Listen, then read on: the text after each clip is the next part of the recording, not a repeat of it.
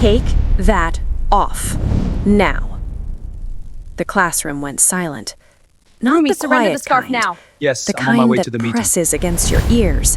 The kind that makes every heartbeat sound Yes, too I'll loud. be there soon.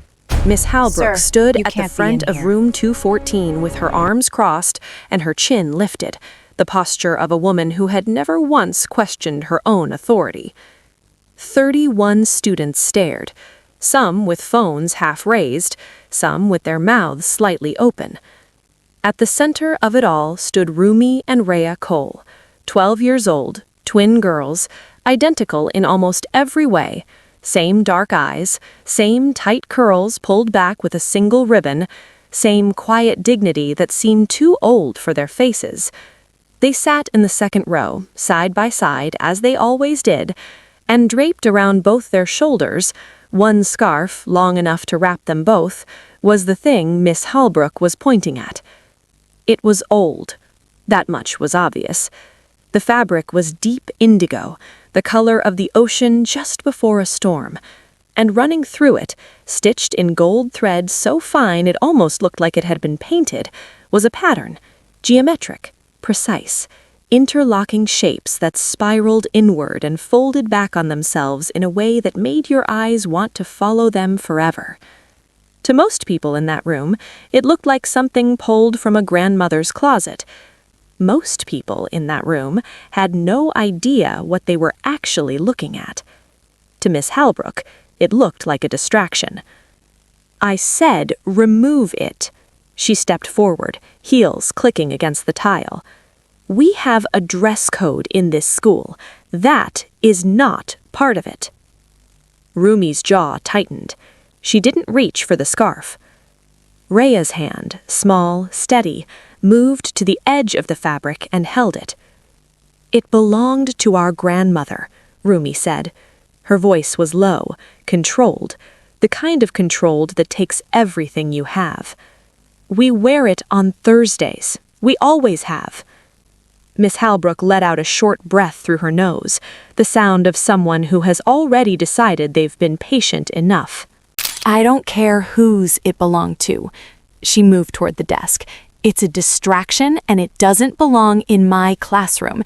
If you can't follow the rules, you can follow each other right out that door. A boy in the back row snickered. Someone else shifted in their seat. And no one, not one single person in that room, said anything. Think about that for a moment. 31 students, not one voice, not one hand raised. There are moments that reveal something about a room, and this was one of them. Rhea looked at her sister. The look said, "Don't." The look said, "It's not worth it." The look said everything that 12-year-olds shouldn't already know how to communicate with their eyes. Rumi looked back, and what was in her eyes was older than 12, heavier than 12. She reached up, slowly, fingers curling around the edge of the scarf. The door opened, and nothing in that room would ever be quite the same again.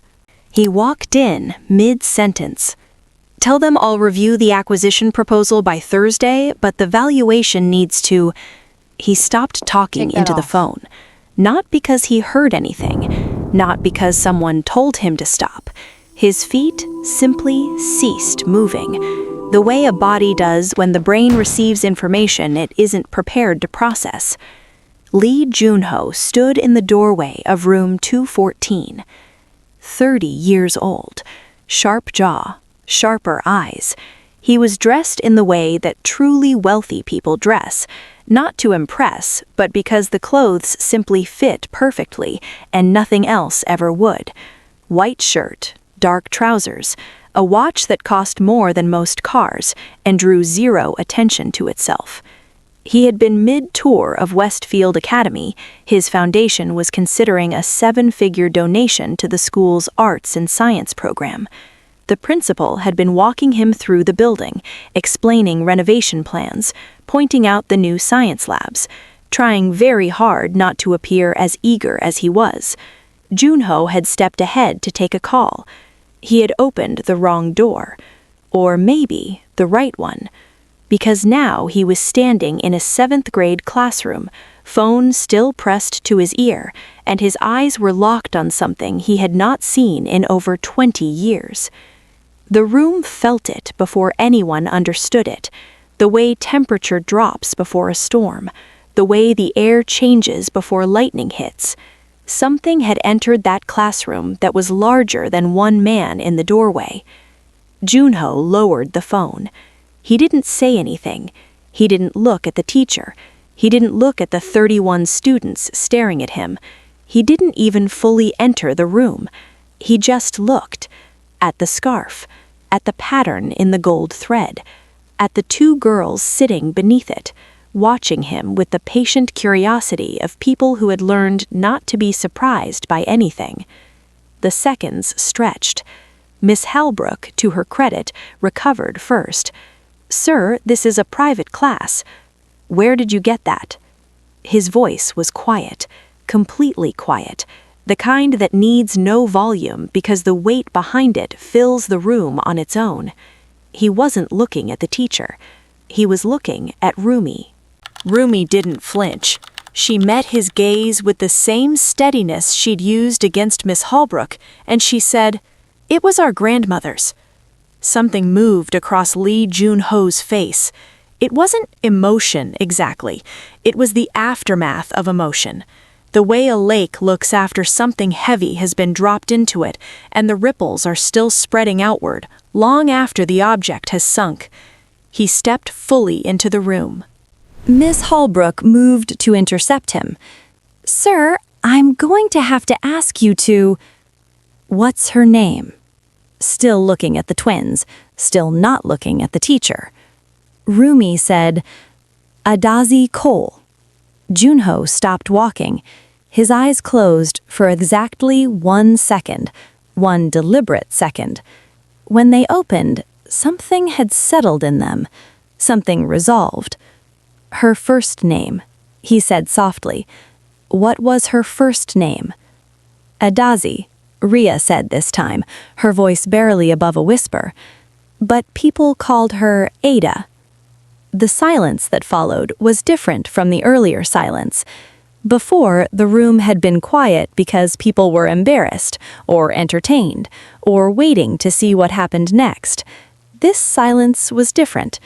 This was the silence of a room that had suddenly sensed, without fully understanding, that it was witnessing something real, something that mattered, something that had been waiting a very long time to be found.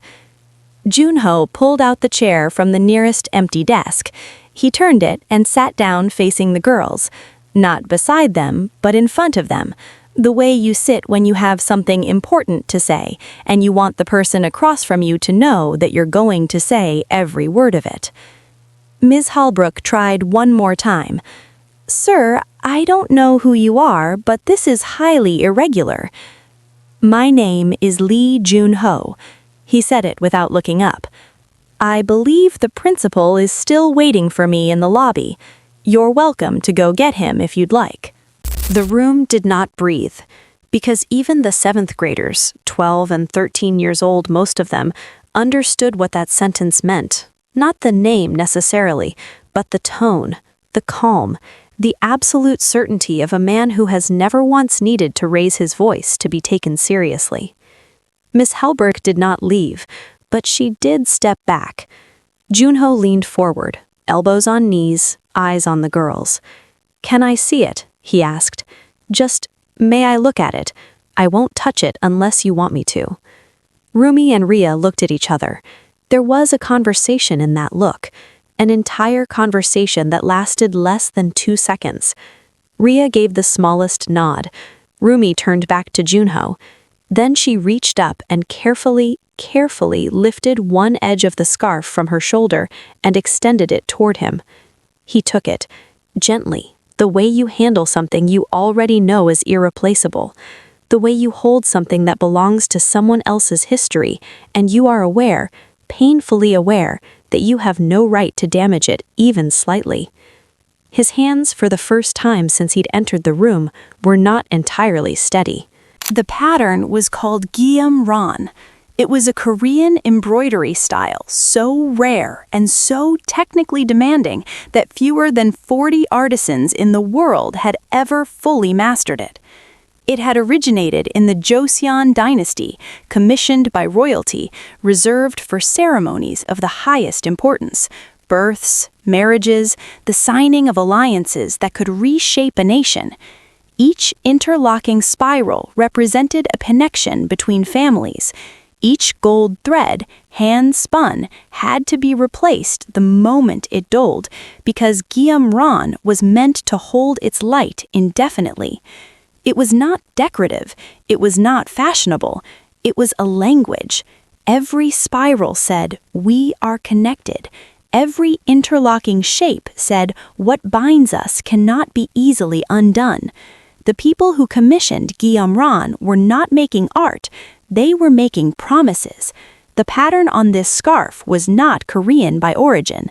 The fabric was West African, a dire cloth, deep indigo, hand-woven in Nigeria in a style that dated back centuries, used for ceremonies and celebrations and the marking of transitions. But running through it, stitched with a precision and a love that had taken someone months to complete, was Gyeomran. Two traditions, two worlds, woven together. The person who had made this had understood something about what they were doing. They hadn't simply stitched a Korean pattern onto African cloth. They had merged them, found the places where the spirals of one tradition could speak the same language as the geometry of the other, where the gold thread could trace a path that honored both. It was the work of someone who believed, deeply and without reservation, that the connection it represented was real. Jun-ho had not seen this specific pattern since he was 7 years old, standing in a hospital corridor in Seoul, watching his father hold a piece of cloth like it was the most valuable thing he had ever touched, which it was. He said, "Do you know what this pattern is called?" Rumi shook her head. Gyeomran. He traced the edge of the spiral with one fingertip, careful not to touch the thread itself. My family destroyed the last record of this pattern 12 years ago. A business decision. Someone felt the archive was taking up resources. We believed there were no more examples of it left in the world. The room was so quiet you could hear the ventilation system humming above the ceiling tiles. "We were wrong," he said. Ms. Holbrook opened her mouth, closed it, opened it again. I still don't understand what any of this has to do with..." "Then let me explain it to you." Jun-ho looked up. His eyes, when they landed on her, were not angry. They were worse than angry. They were patient in a way that felt like standing in the path of something very large and very slow. I'll make it brief. His father's name was Lee Sung-jae. In 1987, Sung-jae was 23 years old, newly arrived in Lagos, Nigeria, working for a trade company that was hemorrhaging money faster than it could make it. The company had sent him because no one more senior wanted to go. Lagos was complicated, the market was unpredictable, and the political landscape made seasoned businessmen nervous. So they sent the youngest one, the one who hadn't yet learned to say no. Sung-jae arrived in August. He spoke almost no English and zero Yoruba. He knew no one. He had a small apartment in Victoria Island that smelled of damp walls and someone else's cooking, and he ate meals he couldn't identify from vendors whose names he didn't know. He was, by every measure, completely alone in a country that had no reason to notice him. He lasted 3 months before his body gave out. He got sick. Not a little sick, not a cold, not exhaustion, though he was exhausted. The kind of sick that starts as a fever and becomes something the doctors use different words for, quieter words, words that make people leave the room when they say them. Cerebral malaria, the kind that can take a person within days if it isn't caught. The kind that doesn't announce itself until it's already winning. He collapsed in a market near Lagos Island on a Tuesday morning. He was unconscious before he hit the ground. No one knew his name. No one knew the company he worked for. He hadn't thought to carry that information somewhere accessible, because who thinks about that at 23? He had no family within 5,000 miles. His phone, by some cruel coincidence, had run out of battery that morning, and he hadn't found a place to charge it. People walked past him, not because they were cruel, not because they didn't see, but because the world moves fast, and a stranger on the ground is frightening, and everyone has somewhere to be, and the distance between noticing something and doing something about it is wider than most people ever admit to themselves. The minutes passed, and then one person stopped. Her name was Adaese Cole. She was 28 years old, a seamstress working from a small shop near her home in Surulere, who had come to the market that morning to buy fabric for a client order that needed to be finished by Friday. She had 3 children at home. The eldest was 8, the youngest was barely 3.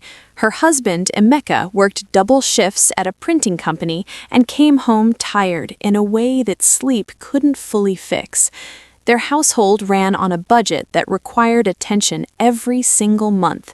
There was no surplus. There was no cushion. She had no reason to stop. She had every practical reason to keep walking. She stopped anyway.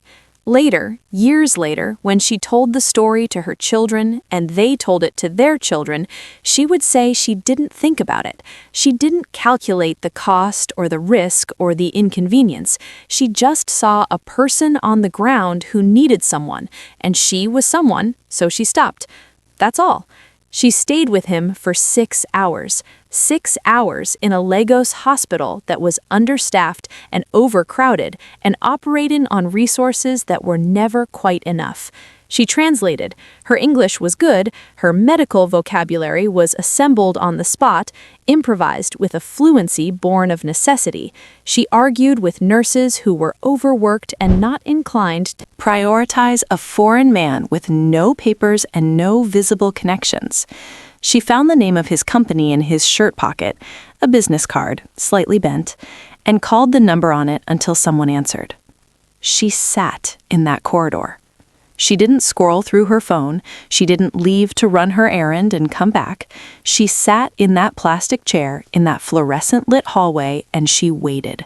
Because leaving felt wrong, and she was not the kind of person who did things that felt wrong just because they were inconvenient. Think about what that actually means. A woman with 3 children at home, a Friday deadline on a client order, a household budget that needed every hour she worked, and she chose to give 6 of those hours to a stranger who couldn't even thank her. Would you have done the same? A company representative arrived at the hospital at 7 in the evening. He spoke Korean. He could take over. He had contacts, resources, the ability to ensure Sungjae received proper care. Adaese Cole stood up, confirmed that everything was in order, and left. She did not give her name to the nurses. She did not leave a contact number for the company. She went home to her 3 children and her husband and her unfinished fabric order and her careful, precise life. She never expected to hear from him again, but the world had other plans. Jun-ho paused. He looked down at the scarf in his hands, and something in his face had shifted into a place that was very still and very serious. My father spent 4 years trying to find her. He recovered. The malaria was treated. He was discharged after 11 days, and the first thing he did, before he called his family, before he contacted his company, was ask the hospital if anyone knew the name of the woman who had brought him in. Nobody did. He went back to Korea 6 months later. The company stabilized. He left and started his own, smaller at first, then not small at all. He built something real, and while he was building it, he searched. Jun-ho looked down at the scarf again. He hired a private investigator in 1989. The man found dead ends for 2 years. My father refused to stop. He said he had a debt he had not yet named, and unnamed debts have a way of collecting interest. He found her in 1991. She refused his money. She didn't do it out of pride, or not just pride. She did it because she had thought carefully about what had happened in that hospital corridor, and she had decided that it had been a human act, not a financial transaction, and she would not allow it to be reclassified. She said she had done what anyone would have done. Jun-ho almost smiled. Not quite. My father disagreed. The scarf had been a gift, not purchased, not ordered from a catalog or selected from a showroom, made. His father had spent months researching the right way to say what he wanted to say, that the connection between their families was real, that it had been forged in something more durable than money, that it deserved to be marked in a way that would last.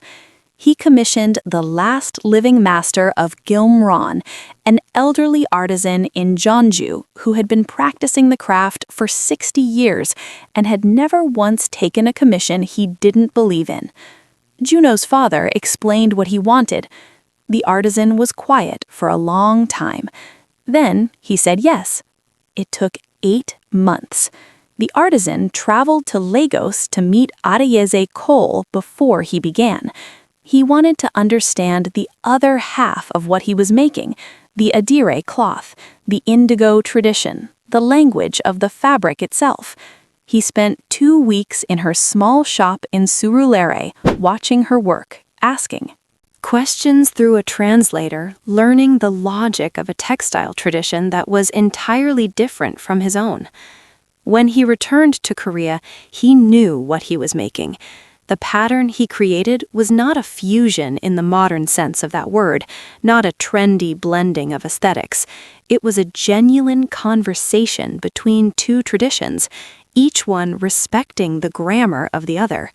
The Gumran spirals moved through the adire cloth the way a river moves through a landscape, following the logic of the terrain, not overriding it. It took 8 months. When it was finished, Sung-jae sent it to Adire with a letter. The letter said, "This is not payment. This is a record. It says that our families are connected. That connection does not expire. That connection does not diminish. It is woven into this cloth the same way it is woven into everything I will ever build." Adire Cole received the scarf. She read the letter 3 times. She folded the letter carefully and placed it in the wooden box where she kept things that mattered. She wrapped the scarf in tissue paper and placed it on the highest shelf in her bedroom. She brought it out for special occasions. She wore it to her daughter's school graduation. She wore it to church on the Sundays that felt important. And she told her children every time she took it down from that shelf, "This is where we come from. This is what we are." For years, Sung-jae carried the quiet certainty that the connection was alive, that somewhere in Lagos the scarf existed, that the record he had commissioned was being kept. Then, 12 years ago, news reached him that the Cole family had experienced hardship, that Adeyeze had passed, suddenly, too young, a woman who deserved more years than she received, that the family had scattered under the weight of grief and circumstance, the way families sometimes do. His father, by then very ill himself, had tried one last time to find them. He wanted to ensure they were cared for. He wanted to close the distance that grief had opened. The search failed. He died 6 months later, believing that the connection had been lost. Jun-ho had inherited everything, the company, the assets, the responsibility, and along with all of it, he had inherited his father's story. His father had told it to him many times, in many forms, in the particular way that people repeat the stories that have most shaped them. He told it when Jun-ho was young and didn't fully understand. He told it again when Jun-ho was old enough to ask questions. He told it one final time from a hospital bed, quieter than he used to be, choosing his words carefully the way people do when they know they are running low on them. He said, "Everything you will ever own, every decision you will ever make from a position of strength. The company, the buildings, the name, none of it exists without a woman in Lagos who stopped when the whole world kept walking. You carry that. You carry her. Do not let the connection be lost. Jun-ho looked at Rumi, then at Rhea, then back at the scarf in his hands. I inherited his company, he said. I inherited everything he built, and I have spent 6 years trying to find your family because my father asked me not to let the connection be lost. He paused.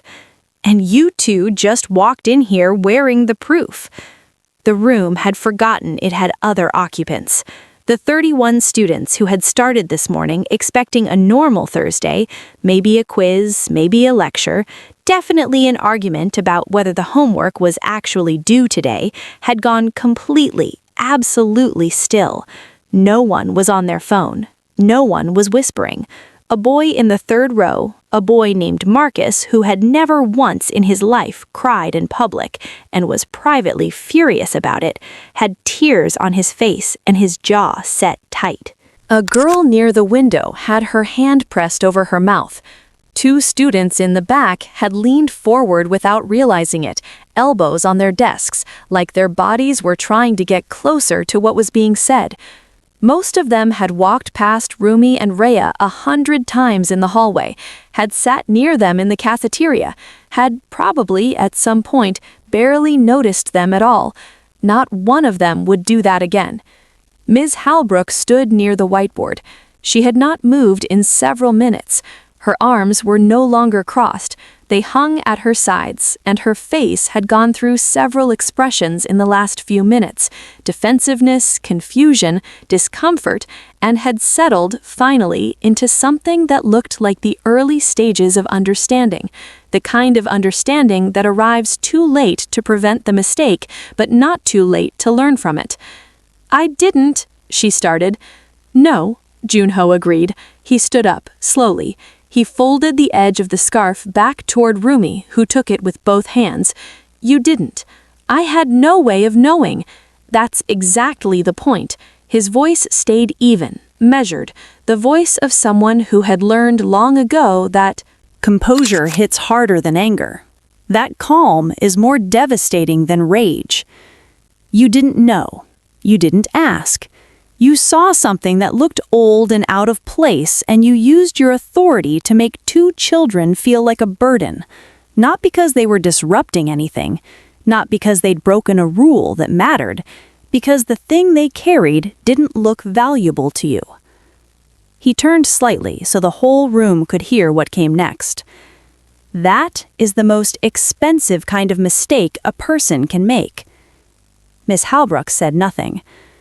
Jun-ho looked at the scarf one last time, at the gold thread catching the classroom light, at the pattern that had survived the destruction of every record of its existence, at the connection that had crossed an ocean and outlasted the people who had forged it.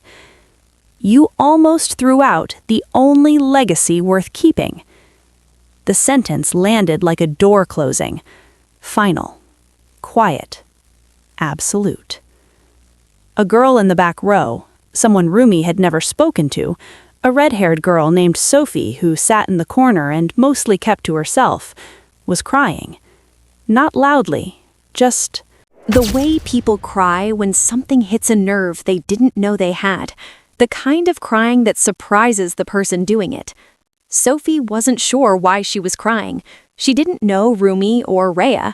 She didn't know anything about scarves or Korean embroidery or a woman in a Lagos market who had stopped when everyone else kept walking. She just knew that something in this room had shifted, and she had felt it, and the feeling was too large to hold without it showing on her face. Rhea noticed. She looked at her sister. And Rumi, who had been holding herself rigid for the last 40 minutes, who had been using every ounce of energy she possessed to not break, not tremble, not give Miss Halbrook the satisfaction of seeing her crumble, finally, quietly, exhaled, like she'd been holding that breath since the morning, like she'd been holding it for longer than that. Jun-ho turned back to them. The boardroom composure had not gone anywhere, but there was something underneath it now that hadn't been visible when he first walked in, something that looked like relief, the particular relief of a person who has been carrying something for a long time and has finally found the place it belongs. "I have been looking for your family for 6 years," he said. "I hired investigators in 3 countries. I checked records, immigration documents, school enrollment databases. He stopped himself, corrected the direction. "My father's greatest regret was that he could not repay what was owed. Not the money, that was never the point. The acknowledgement. The recognition that your grandmother's action changed the trajectory of everything that came after. He wanted her to know, before he died, that her choice had not been invisible, that someone had seen it, that it had mattered." He paused. "She never got to hear that. I intend to make sure her family does." He reached into his jacket pocket and removed a card. Plain, matte. The kind of card that doesn't need to try hard. He held it out to Rumi. "I don't want to have this conversation without your mother present," he said. "Everything I have to say, all of it, I want her to hear it, from the beginning, with full understanding of what it means." Rumi looked at the card for a moment before taking it. She turned it over in her hands. Her name wasn't on it. Her mother's wasn't on it. But something about the way she held it said she understood its weight. Rhea leaned slightly to look at it too. Her expression was unreadable in the way that twins sometimes are, communicating in a frequency no one else in the room could access. Juno said, "Where is your mother?" Rumi looked up at him. Something in her face shifted. Not sadness exactly. It was more specific than sadness. It was the particular weight that settles on a child who is understood, earlier than they should have had to, that the world is built for people who have to keep moving, that rest is a luxury, that presence costs something not everyone can afford to pay. She said, "She's working." A pause, brief, heavy. She always is. The door to room 214 was still open. Through it, the hallway looked exactly the same as it always had. Beige walls, bulletin boards with construction paper borders, the faint smell of floor wax and cafeteria food drifting up from somewhere below, a locker closing in the distance, the muffled sound of another classroom, another lesson, another ordinary Thursday proceeding exactly as planned. Nothing had changed out there. In here, everything had. Jun-ho stood with the card still extended, his hand lowering slowly. He looked at the 2 girls, 12 years old, second row, this grandmother's legacy wrapped around their shoulders in indigo and gold, sitting in plastic chairs in a building that had almost thrown them out. And the thing on his face was not pity, it was not charity, it was not the expression of a man who has decided to do something generous. It was recognition, the deep, specific, costly kind, the kind that arrives when you realize that the thing you've been searching for was never lost, it was just somewhere you hadn't thought to look. He nodded once, to Rumi, to Rhea, to the scarf. "I'll wait," he said. And something in those 2 words, the weight of them, the certainty, the sense that they meant something far larger than this afternoon, settled over the room like the last note of a song you didn't know you'd been listening to.